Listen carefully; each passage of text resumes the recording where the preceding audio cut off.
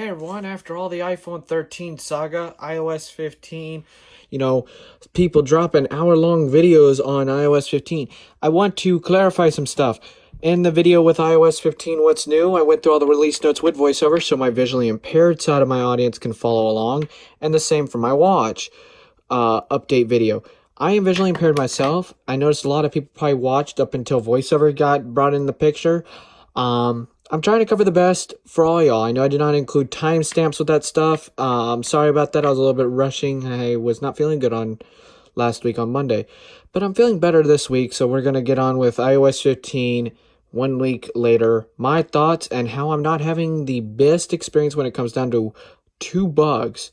Let's get started right now. I want to start off, if you hear crickets, it is like 10 o'clock at night. I have the window open, and yeah, the crickets in Florida are still having fun. All right, so first thing first, I'm having a bug where the Siri does not trigger with voiceover. Here's that clip of when I sent the feedback thing to Apple. So as y'all can see here. So there's a bug when you're on the lock screen and your phone is locked with voiceover enabled. 1753. I locked my screen. Sorry for the air conditioner in the background. Hey, Zed. It does that every time, repeatedly. Now, when I unlock my phone, it just submitted a feedback for Settings. FaceTime. I can no longer check any connected devices, Page 2 of 2. like my Batteries. Apple Watch Widget. that is connected to my phone. It will not check my battery for the watch. Check Apple Watch battery. Battery is at 95%. Proceeds to give me the iPhone battery percentage, but will not check the Batteries. Apple Watch. Widget. Stack. All this is perfectly working on 14.8. Now, after the fact of that, here is another issue that is going on. I'm not going to go into FaceTime or open up the settings for FaceTime because I don't want to dox anything, and I sent the report to Apple where if you were on the beta software, let me know if this is happening to you, where if you ran the betas of iOS 15, about beta 5, once they got rid of SharePlay, there has been a really nasty bug where FaceTime, if you use an email or another caller ID for your FaceTime calls, even iMessages is being affected from some people. It is, if you say I have John at Austin.com selected as my caller ID, which is not a real email, but then the phone number is 1-800-MY-APPLE. It would call from 1-800-MY-APPLE, but not call when John at Austin.com is selected. So that is another nasty bug that's going down. And then, of course, you have the Siri bug, which is whatever. Now on iOS 14.8, I believe, alongside with macOS 11.6, definitely, you can say other words besides, hey, Siri. It is triggering, like, say, if I say, I hope it doesn't trigger anything, hey Susan, or hey Samantha, it will trigger my Mac all the time, especially hey Sarah, it will trigger it. The lid is shut on my Mac right now, but it is triggering it, definitely. Now let's move on to watchOS 8. So far, watchOS 8 experience, for the experience has been great. I have not had any problems. I like how with voiceover, if you wear your watch and it shows the activities down there, the nice thing is it will read out your activity rings, and not just your activity ring percentage. It will actually read out what is your percentage of calories burned, how much exercise you've done, and then how many hours you have been standing. It's actually really great. iOS 15 side of things, everything's been running great. Here I'll go into battery settings and show y'all, and then we'll take a look also at iPadOS. So I'm not going to leave you iPad users out. Also leave your statistics down below based on your stuff, since I don't have the community tab. My lazy behind took a very lazy Sunday and left my phone on the charger practically all day, but here we go. So this is all of last week. You could see my average screen on and screen off. because of that bug, I had to restore the iPhone a lot, and I've been trying to fix it. That's why there's no data last weekend.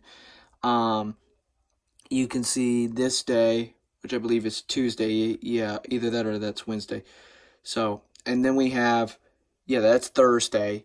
And then Friday, Saturday, and then, of course, Sunday. So you can see my screen on, screen off time and all the fun stuff. And Apple Music had a lot of fun listening to some good old Apple Music. But all in all, iOS side of things, everything's been running pretty good, pretty amazing. I really cannot complain besides the FaceTime bug and then the Siri bug. Now I'm going to go to the iPad OS and I'll see y'all over there. Hey everyone, here we are on the iPad side of things. Love now that Focus syncs, so now I don't have to worry about phone calls coming through when I want to not be disturbed. And it's my time to enjoy myself and go to sleep. So, I digress. Come on, Face ID. Alright, so I like the home screen of iPadOS. Now you can have widgets just like the iPhone. However, I don't like this fluff where you have this padding on the sides. That's why I got rid of all my apps, and I have this, and the Today View is all bugged out still. I don't know why. The app that I used to have in the Today View is no longer having the Today View widgets anymore. So, here we are. I love the app library down here at the bottom, right here. Really like it, especially I can access it within apps. Speaking of apps, right here within Safari. It'll let me tap it.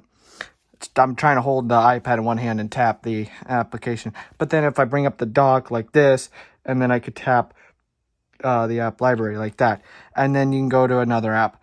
Speaking of apps and app library, the multitasking control up here, voiceover-wise, you just tap the status bar like the time. 22:08. Backyard _sleep. And most of the time it will do multitasking controls, but it's not wanting to do it with Safari for some weird reason. But there's a little 3 dots up here between the time and the date, or between the date and time in the middle of your status bar before your Wi-Fi on your iPad, hinting that you can do multitasking between like different windows of 2 apps, 2 instances of messages, or whatever other app, say you want to have Facebook and Messenger, or, you know, something else along them lines. Now, if we take a visit to settings right here and go over to battery, you can see right here, here's battery. Love that new feature right there, low power mode. It is lit. Voiceover on. This iPad, Settings. Landscape. you know, it's a little bit loud. Let me turn that down. Austin Smith. Airplane mode. Here we go. Reduces background activity like downloads and mail fetch until you can fully charge your iPad.